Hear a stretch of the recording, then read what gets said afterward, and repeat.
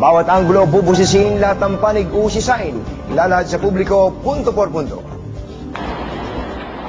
Ginimbal ng serye ng pagsabog ang iba't ibang bahagi ng Mindanao. Matapos ang pagsabog noong linggo sa labas ng simbahan sa Cotabato City, sinundan ito ng 4 na magkakasunod na pagsabog sa Iligan, Jolo at Lanao del Norte. Sumabog ang unang bomba sa commercial area sa Jolo at makalipas ang 2 oras, may sumabog na car bomb sa Iligan City. 2 bomba naman ang sumabog rin sa tower ng National Transmission Corporation. Sa kaliwat kanan ng mga pambobomba, sino nga ba ang dapat iturong may sala? Mga rebelde, terorista o mismong gobyerno na napapabalitang planong mag-anunsyo ng martial law? At kasama po natin sa linya ng telepono si National Security Advisor Norberto Gonzales. Secretary, umagang kay ganda po sa inyo. Hi, good morning sa iyo. Apo, at makakasama din po natin sa kabilang linya naman si Senator Rodolfo Biazon. Senator Pong, umagang kay ganda po sa inyo. Magandang umaga, Anthony. Magandang umaga, Secretary. Opo. Magandang umaga po, Senator. Opo, maiklian lang po tayo. Secretary, unahin ko na po kayo. Ano po ang latest sa mga pambobomba sa Mindanao? Natukoy na po ba talaga kung sino ang may kagagawa nito? Well, sa ngayon, hindi pa natin pwedeng masabi kung anong grupo nga, no? Dahil kailangan natin ng talagang masusing investigasyon. Dahil hindi tayo dapat basta maghusga dito. Dahil alam mo, may peace process tayo sa Mindanao, kaya iniingatan natin yan. Opo. Pero bago po ba ito mangyari, Secretary, meron po ba o walang intelligence report tungkol po sa mga serye ng pagpapasabog dyan po sa Mindanao? Well, isa yan sa mga binabantayan natin dahil talaga namang yung pambobomba dyan sa Mindanao ay lagi namang nangyayari yan. Ano? Pero lumilitaw po ngayon, ayon din mismo sa Armed Forces, na ang direksyon po ng pagsisiyasat ay tila baga tumutukoy sa MILF. Pahiwatig niyo po sa amin, may ongoing in peace process. Hindi po ba natin sila matutukoy na sila nga may gawa dahil lang sa may peace process? Hindi yun ang ibig kong sabihin. Masama naman kung sabihin natin sila tapos hindi naman pala. Di makakasira sa magandang usapan yan. No? Opo. Kaya ang mabuti, tinitingnan mo ng mabuti at ipinahatid na naman natin sa MILF yung ating mga concern. No? Opo.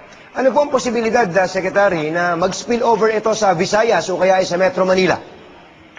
Yung pambobomba ay pwede mangyari pero hindi nangangahulugan na yung mga gumawa sa Mindanao ang gagawa niya sa Luzon at sa Visayas. Alam mo, yung mga nanggugulo sa bayan, nanunood yan eh. Kapag nakita nilang nagugulo sa Mindanao, maganda yun gagayahin ko nga dito sa Visayas at gagayahin din sa Luzon.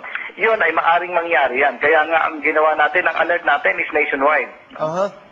Ano pong ibig sabihin ng alert na yun, Secretary? Well, alam mo, simula pa nung mauso itong terorismo, yung infrastruktura natin sa pag-check niyan at pagbabantay natin sa mga maaaring mangyari sa lahat ng syudad sa Pilipinas ay in place. Na matagal na natin ginagawa taon-taon, no? Kaya ngayon, ito na naman ay may nangyari pang bumomba sa Mindanao at dito nga sa Maynila may nakuha din tayong mga bomba. Ang ginagawa natin ngayon ay yung lahat ng arrangement na nakalatag sa buong Pilipinas, ginagawa natin lahat ngayon yan. No? Inactivate lahat yung tinitingnan kung dapat pang i-improve o dagdagan.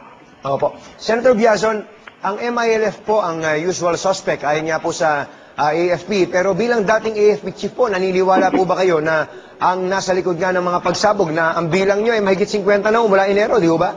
62. 62? Yung kahapon. Naisama na yung kahapon. Sama kahapon, 62 na yan. Opo. Naniniwala po ba kayo na MILF talaga ang posibleng gumawa nito?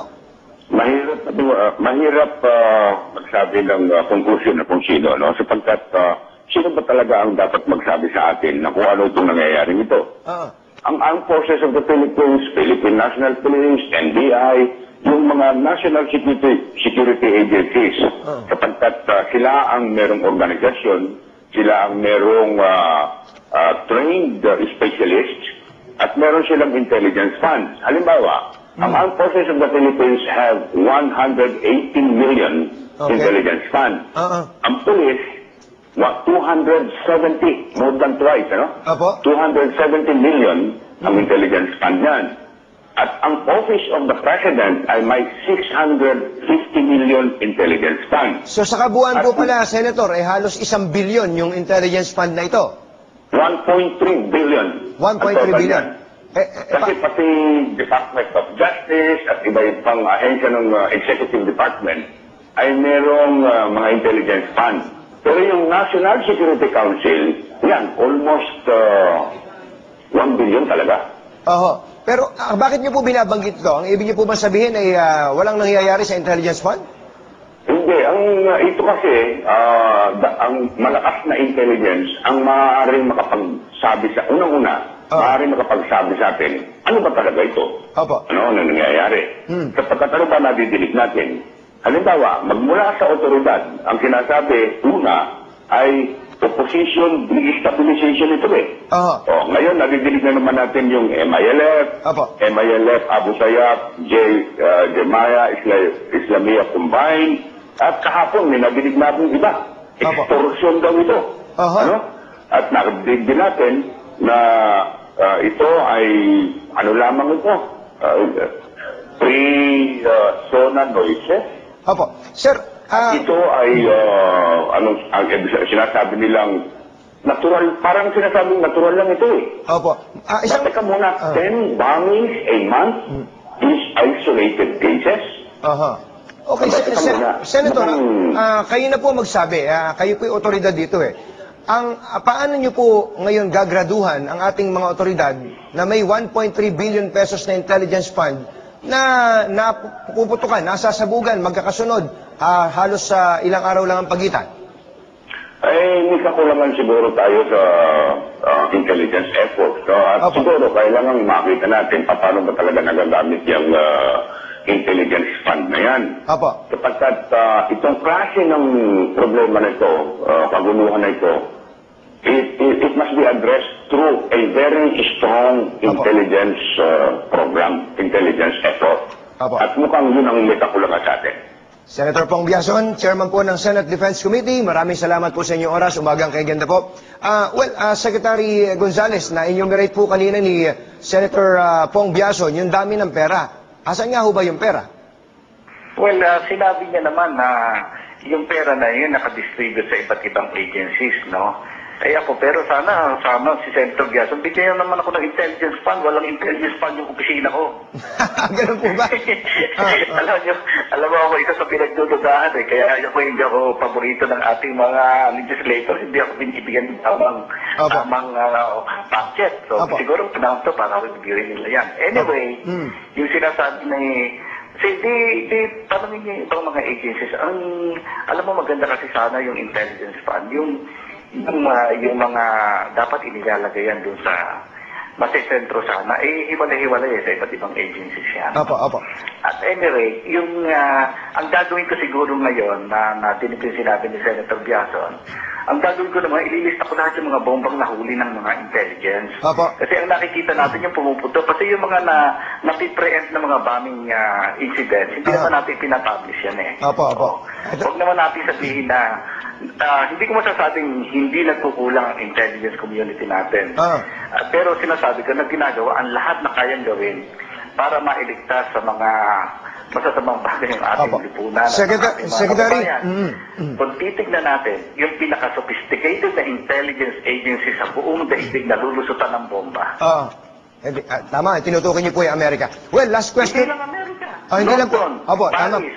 Tama po yan. Lahat ng mga malalaking syudad sa daigdig, tinamaan ng bomba. May pinakamalalaking bilyong-bilyong dolyar ang budget ng kanilang intelligence.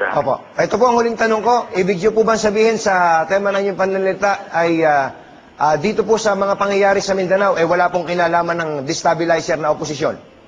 Ganito yan, no? Yung sitwasyon ng Mindanao, huwag natin isasali yan sa kabuuan ng pamumulitika dito sa atin. May pamumulitika sa Mindanao at ginagamit din yan ng mga namumulitika. No? Kaya ang sinasabi ko, hindi ko binabaliwala yung mga pambobomba dito sa Maynila. Sinasabi ko lang, huwag nating sabihin na magkaugnay yung nangyayari sa Maynila at saka sa Mindanao. Dahil yung sa Mindanao, mas komplikado yan. Dito sa Manila, alam namin kung sino. May nagatutukoy tayo na maaaring dalawang grupo na gumawa ganito. Kaya sinasabi ko nga, yung mainstream opposition, walang kinalaman sa nangyaring pambobomba sa Maynila. Sinabi ko na yan ng malinaw na malinaw. Yung maaaring yung mainstream na CPP-NPA, wala din. Pero meron silang kaugnayan. yung NPA may kaugnayan doon sa grupo na gumagawa ng nagtatanim ng bomba dito sa Maynila. Okay. Secretary Bert Gonzales, good luck po sa inyo sa National Security Council.